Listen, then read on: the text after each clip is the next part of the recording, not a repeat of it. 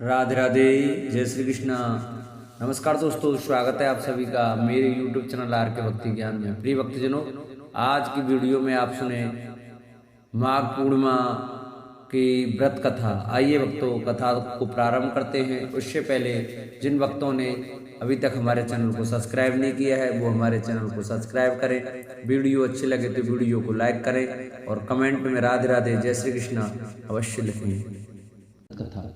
द्वापर युग में एक समय की बात है कि यशोदा जी ने कृष्ण से कहा, हे कृष्ण, तुम सारे संसार के उत्पन्न करता, पोषक तथा उसके सहार करता हो।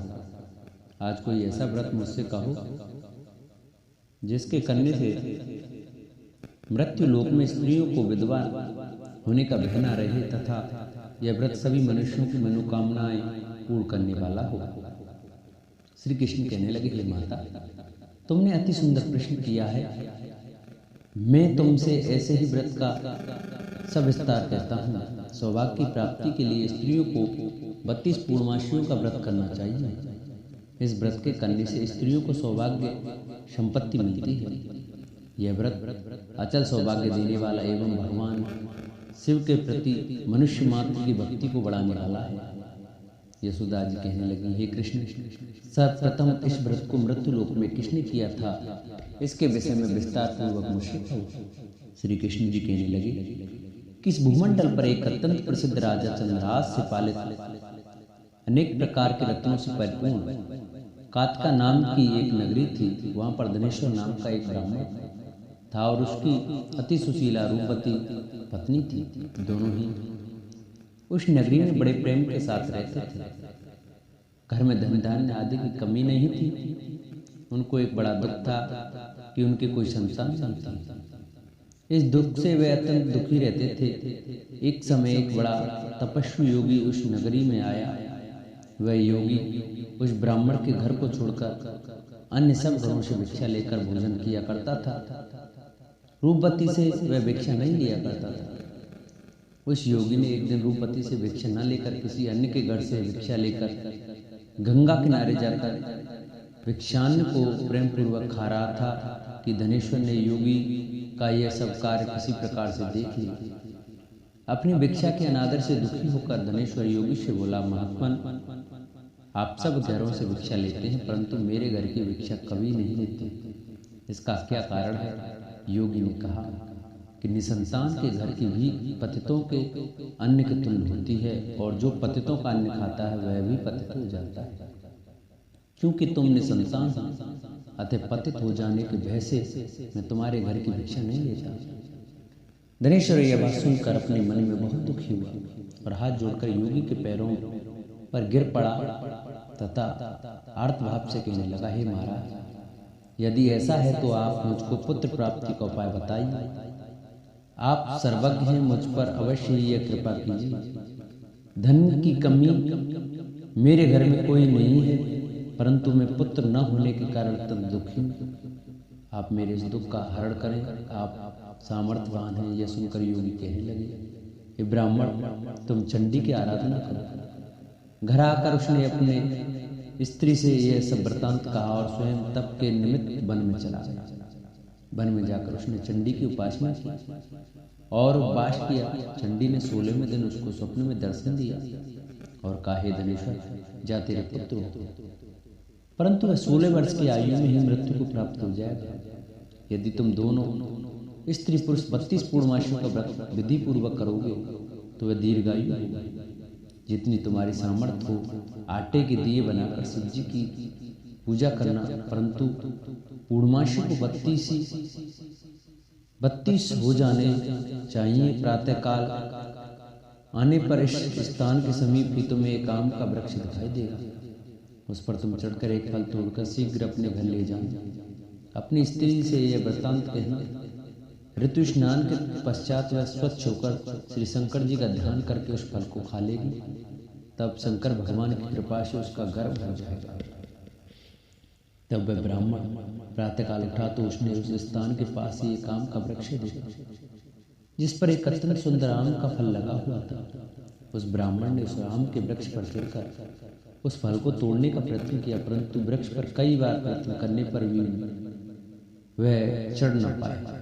तब तो उस ब्राह्मण को बहुत चिंता हुई और विघ्न विनाशक गणेश जी की वंदना करने लगा। हे दयानिधि, अपने भक्तों के विघ्नों का नाश करके उनके मंगल कार्य को करने वाले, दुष्टों का नाश करने वाले, रिद्धि सिद्धि के देने वाले, आप मुझ पर कृपा करके इतना बल दें कि मैं अपने मनोरथ को पूर्ण कर सकूं। इस प्रकार गणेश जी की प्रार्थना करने पर उनकी कृपा से धनेश्वर वृक्ष पर चढ़ गया और उसने एक अति सुंदर आम का फल देखा। उसने विचार किया कि जो वरदान से फल मिला था यह वही है और कोई फल दिखाई नहीं देता। उस धनेश्वर ब्राह्मण ने जल्दी से उस फल को तोड़कर अपनी स्त्री को लाकर दिया और उस स्त्री ने अपने पति के कथानुसार उस फल को खा लिया और वह गर्भवती हो गई।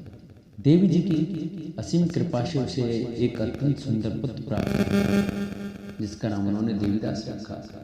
माता पिता के हर्ष और सुख के साथ वह बालक शुक्ल पक्ष के चंद्रमा की भांति अपने पिता के घर में बढ़ने लगा। भवानी की कृपा से वह बालक बहुत ही सुंदर, सुशील और विद्या पढ़ने में बहुत ही निपुण हो गया। दुर्गा जी की आज्ञा अनुसार उसकी माता ने 32 पूर्णमासी का व्रत रखना प्रारंभ कर दिया था, जिससे उसका पुत्र बड़ी आयु वाला हो जाए। 16 वर्ष लगते ही देवीदास के माता पिता को बड़ी चिंता हो गई कि कहीं उनके पुत्र की इस वर्ष मृत्यु न हो जाए। इसलिए उन्होंने अपने मन में विचार किया कि यह दुर्घटना उनके सामने हो गई तो वे कैसे सहन कर सकेंगे। अस्तु उन्होंने देवीदास के मामा को बुलाया और कहा कि हमारी इच्छा है कि देवीदास 1 वर्ष तक काशी में जाकर विद्याध्ययन करे और उसको अकेला भी नहीं छोड़ना चाहिए, इसलिए साथ में तुम चले जाओ और 1 वर्ष के पश्चात उसको वापस लौट लाना। सब प्रबंध करके उसके माता पिता ने काशी जाने के लिए देवीदास को एक घोड़े पर बैठाकर उसके मामा को उसके साथ कर दिया। किंतु यह बात उसके मामा या किसी और को नहीं कही। धनेश्वर ने सपत्नी अपने पुत्र की मंगल कामना तथा दीर्घायु के लिए भगवती दुर्गा की आराधना की और पूर्णमासियों का व्रत करना आरंभ कर दिया। इस प्रकार बराबर 32 पूर्णमासी का व्रत पूरा किया। कुछ समय पश्चात एक दिन वह दोनों मामा और भांजा मार्ग में रात्रि बिताने किसी ग्राम में ठहरे हुए थे। उस दिन उस गांव में एक ब्राह्मण की अत्यंत सुंदरी, सुशीला, विदुषी और गुणवंती कन्या का विवाह होने वाला था। जिस धर्मशाला के अंदर वर और उसकी बारात ठहरी हुई थी, उसी धर्मशाला में देवीदास और उसके मामा भी ठहरे हुए थे। संयोगवश कन्या को तेल आदि चढ़ाकर मंडप आदि का कृत किया गया तो लगन के समय वर को धनुर्वात हो गया। अस्तु वर के पिता ने अपने कुटुंबियों से परामर्श करके निश्चय किया कि यह देवीदास मेरे पुत्र जैसा ही सुंदर है, मैं इसके साथ ही लगन करा दूं और बाद में विवाह के अंधकार मेरे लड़के के साथ हो जाएंगे।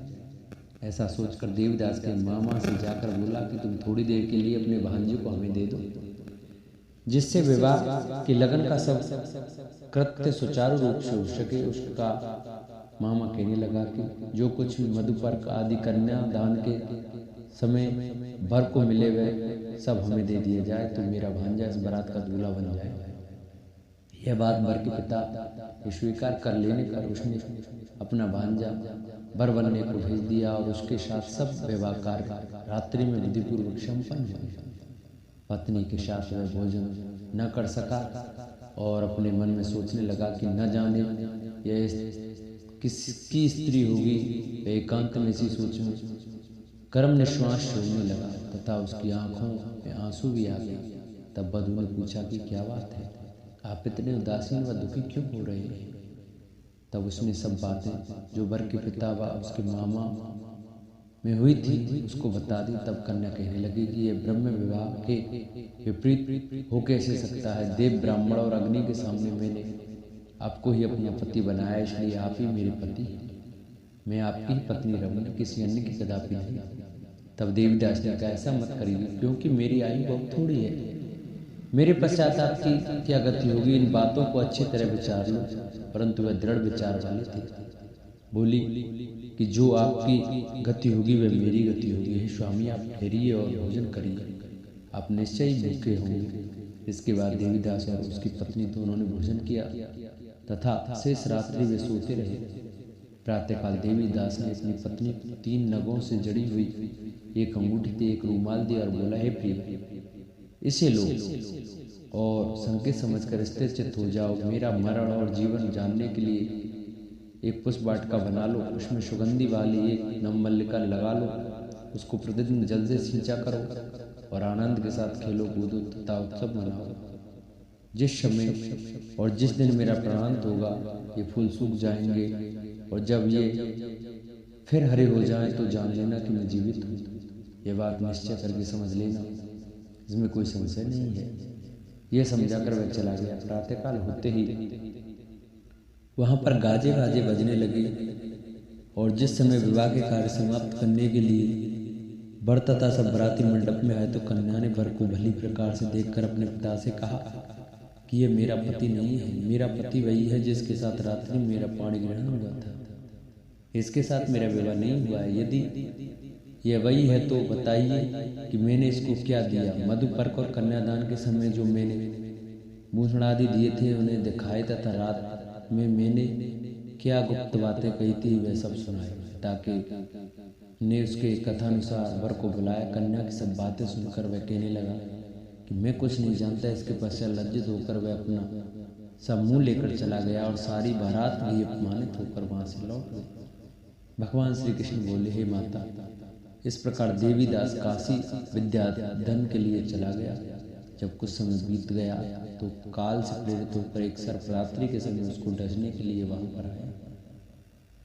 उस विषधर के प्रभाव से उसके शयन का स्थान चारों ओर से विष की ज्वाला से विशैल हो गया, परंतु व्रतराज के प्रभाव से उसको काटने न पाया, क्योंकि पहले ही उसकी माता ने 32 पूर्णिमा का व्रत कर रखा था।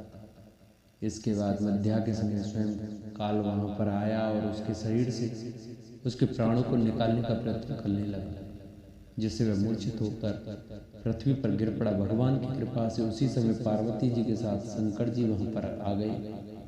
उसको मूर्छित दशा में देखकर पार्वती जी ने भगवान शंकर से प्रार्थना की कि हे महाराज, इस बालक की माता ने पहले 32 पूर्णिमा का व्रत किया है, जिसके प्रभाव से हे भगवान आप इसको प्राण दान दें।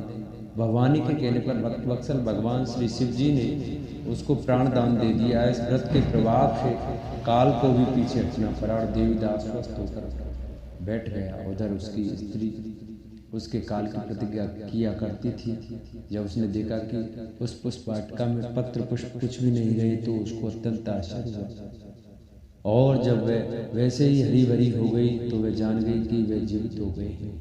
यह देखकर वह बहुत प्रसन्न मन से अपने पिता से कहने लगी कि पिताजी, मेरे पति जीवित हैं, आप उनको ढूंढिए। वह 16वां वर्ष व्यतीत हो गया है तो देवीदास भी अपनी मामा के साथ काशी से चल दिया। इधर उसे ससुर उसको ढूंढने के लिए अपने घर से जाने वाले ही थे कि दोनों मामा भांजे वहां पर आ गए। उसको आया देखकर उसका ससुर बड़ी प्रसन्नता के साथ अपने घर में ले गए आया। उस समय नगर के निवासी भी वहां इकट्ठे हो गए और सबने निश्चय किया कि अवश्य इसी बालक के साथ इस कन्या का विवाह हुआ था। उस बालक को जब कन्या ने देखा तो पहचान लिया और कहा कि यह तो वही है जो संकेत करके गया था। तदुपरांत सभी कहने लगे कि भला हुआ जो ये आ गया और वह सब नगरवासियों ने आनंद मनाया। कुछ दिन बाद देवीदास अपनी पत्नी और मामा के साथ अपने ससुर के घर से बहुशा परादी लेकर अपने घर के लिए प्रस्थान किया। जब वह अपने गांव के निकट गया तो कई लोगों ने उसको देखकर उसके माता पिता को पहले ही जाकर खबर दे दी कि तुम्हारा पुत्र देवीदास अपनी पत्नी और मामा के सहित आ रहा है।